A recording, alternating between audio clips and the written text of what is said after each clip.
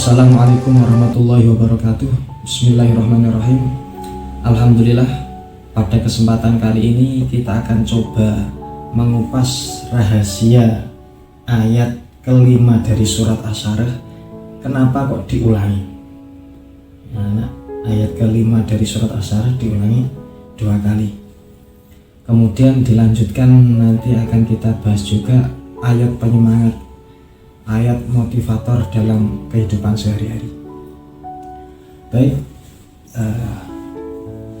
langsung saja kita coba mengulas kenapa ayat kelima ini kau diulangi. Dalam segi artinya kita harus tahu dulu, fa inna ma'al usri yusra, sungguh beserta kesusahan, kesulitan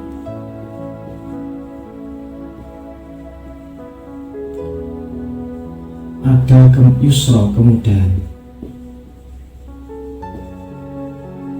kebahagiaan. Nah, di sini yang perlu kita tahu, lafadz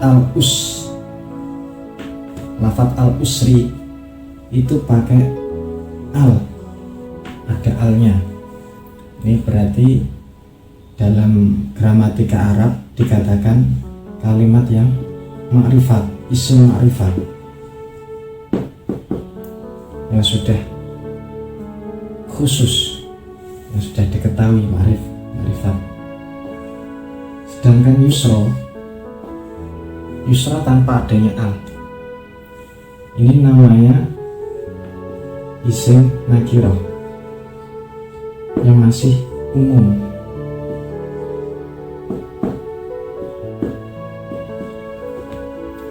Nah, dalam kaidah Arab, dalam kaidah gramatika Arab, itu ketika lafadz ma'rifat al-usr diulangi, kok diulangi, itu punya arti yang sama. Al-usr kok diulangi 2 kali,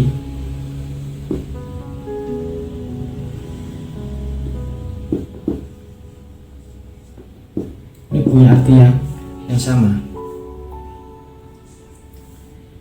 Sedangkan yusra yang pakai redaksi nakiroh kok diulangi, punya arti yang berbeda. Dari sini kita tahu bahwa al-usra yang pertama ini sama dengan al-usra yang kedua. Kesusahannya sama.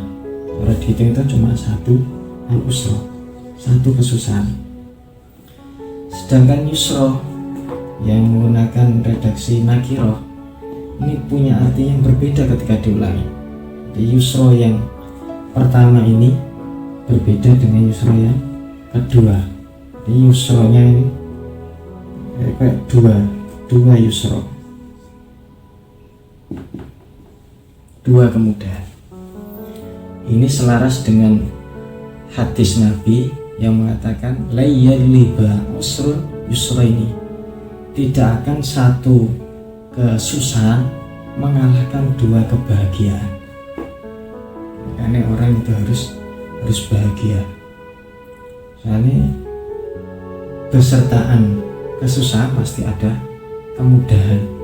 Sedangkan kesusahannya cuma 1, kemudahannya banyak. Jadi kesusahannya seharusnya nggak bisa mengalahkan kemudahannya, kebahagiaannya. Seperti contoh gini, seperti contoh orang sakit. Hapus saja.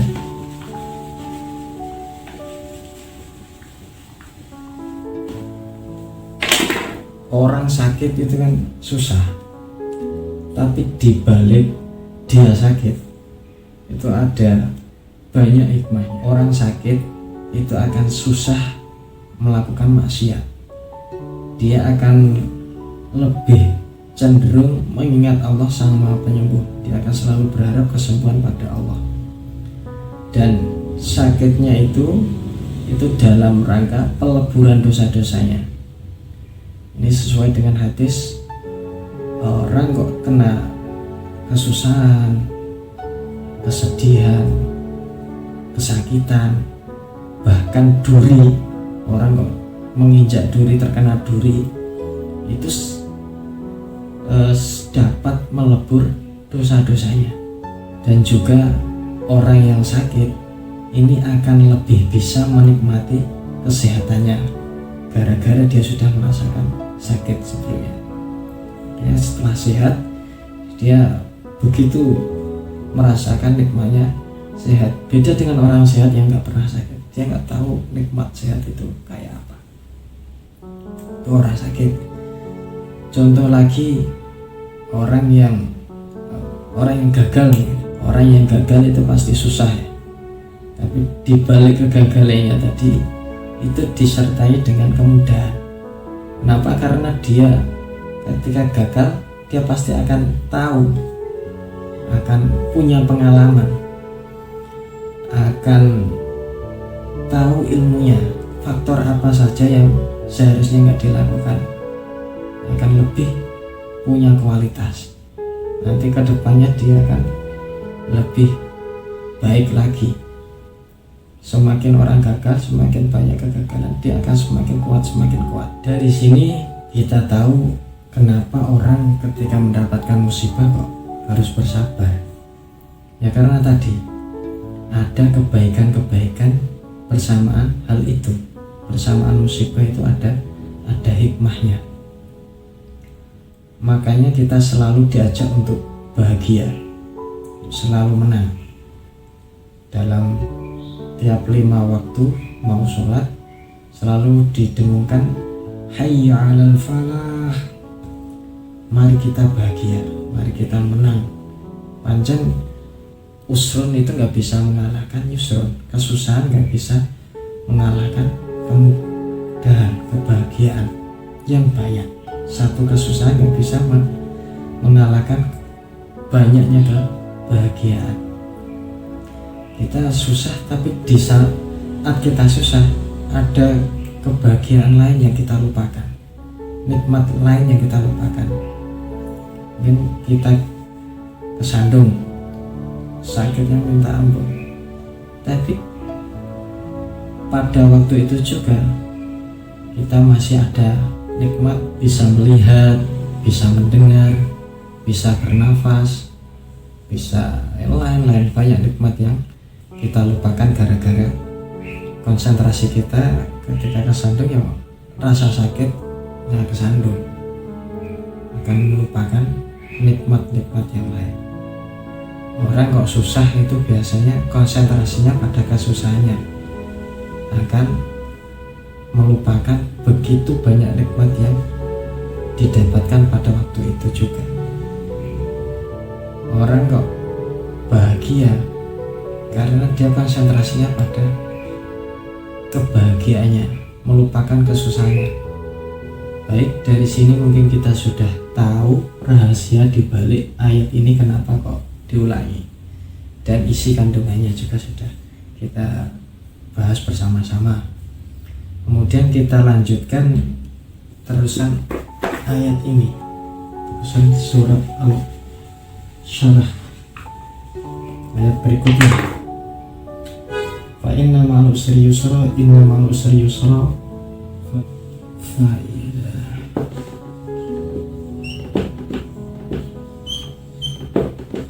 faragta fansab.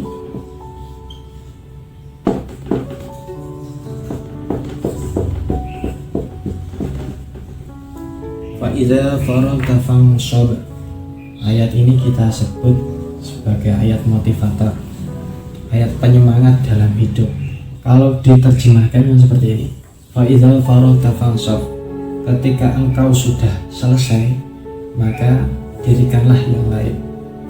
Para ahli tafsir beda penafsiran. Ada yang mengatakan fa idza faragta shalah, ketika engkau sudah selesai melaksanakan sholat, maka fansab, dirikanlah doa. Disuruh berdoa setelah sholat.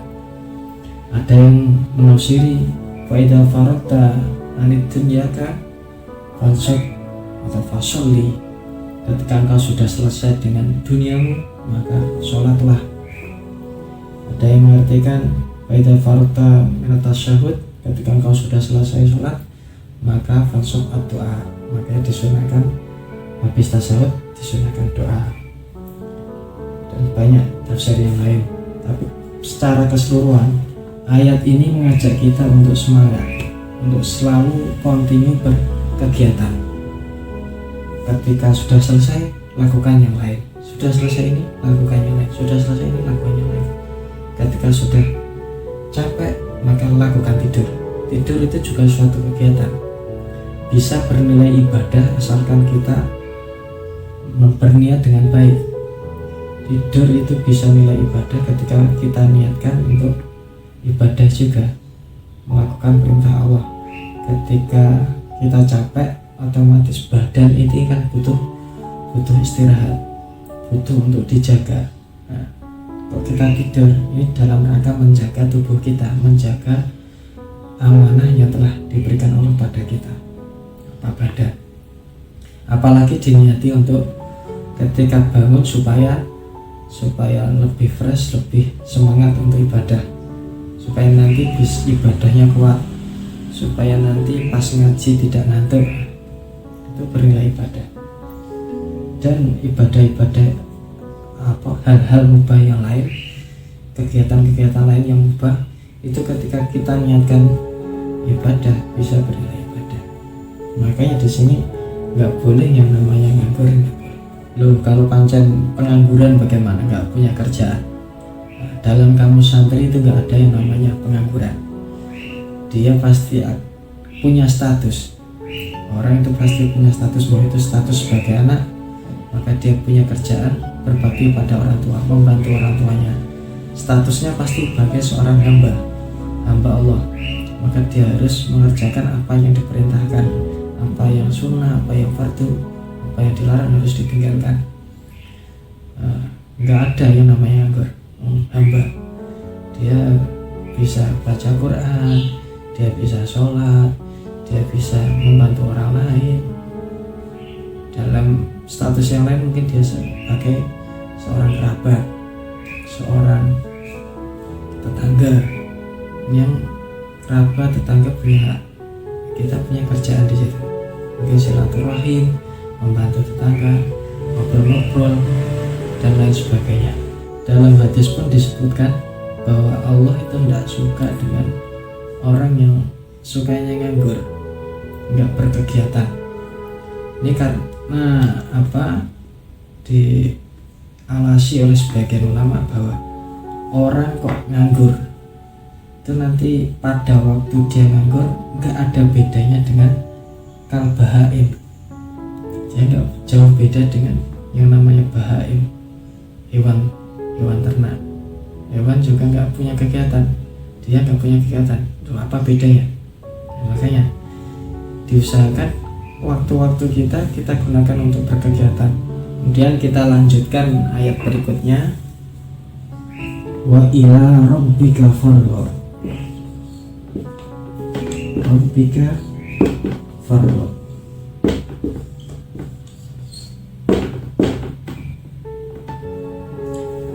Hanya kepada Tuhanmu maka farghab, berharaplah hanya pada Allah. Nah, kita setelah diajak bersemangat berkegiatan, bekerja, ya, kita juga jangan lupa wa ila rabbika farghab. Hanya kepada Tuhan kita berdoa, kita gantungkan harapan kita pada Allah.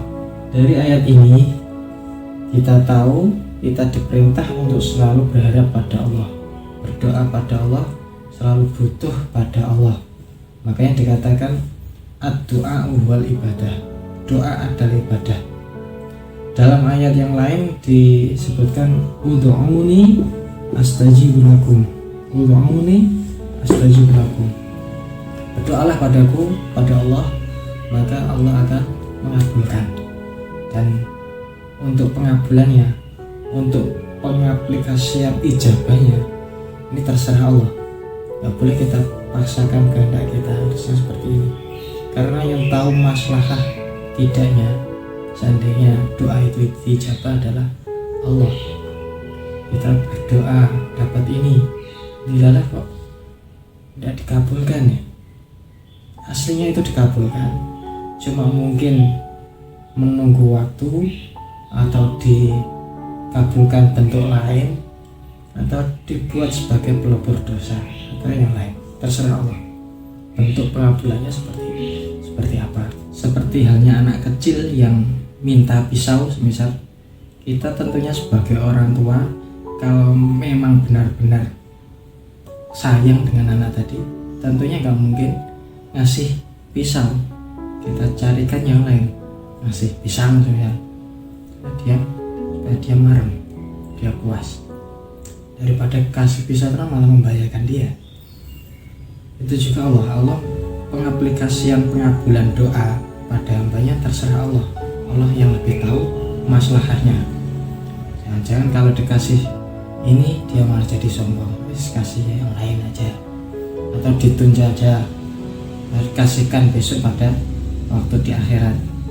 Karena memang ada yang mengatakan besok nanti di akhirat hamba-hamba yang doanya nggak terkabul itu dipanggil oleh Allah, dipanggil, dikasih tahu, dikasih ganti dari doa yang tidak dikabulkan. Ini doa gantinya, doa kamu yang nggak dikabulkan dulu di dunia, dan gantinya ini.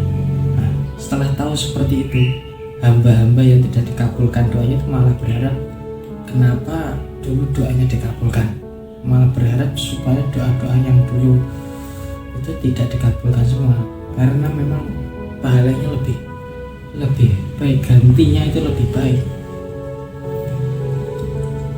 Kemudian ada lagi ulama yang menyarankan untuk doa itu ada adab-adabnya, ada syarat-syaratnya, harus tidak bermaksiat, harus makanannya yang halal dan lain sebagainya.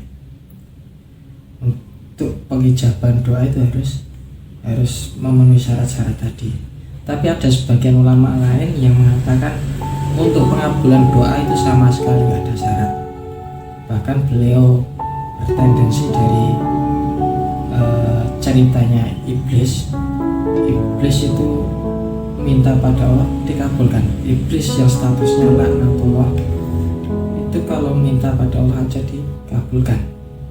Udah Rabbi andirni, Iblis berdoa pada Allah dan Allah pun mengabulkannya. Innaka minal mundharin. Iblis minta kesempatan sama Allah, diberi kesempatan itu, diberi waktu. Oleh karena itu kita sebagai umat Nabi Muhammad seharusnya lebih yakin bahwa doa kita pasti terkabul. Sebagai penutup kami akan menyebutkan sebagian komentar dari ulama soleh mengenai kekhususan surat Asy-Syarah. Ada yang mengatakan barang siapa melazimkan, mendawamkan, mengistiqomahkan membaca surat Asy-Syarah 10 kali setelah sholat fardu,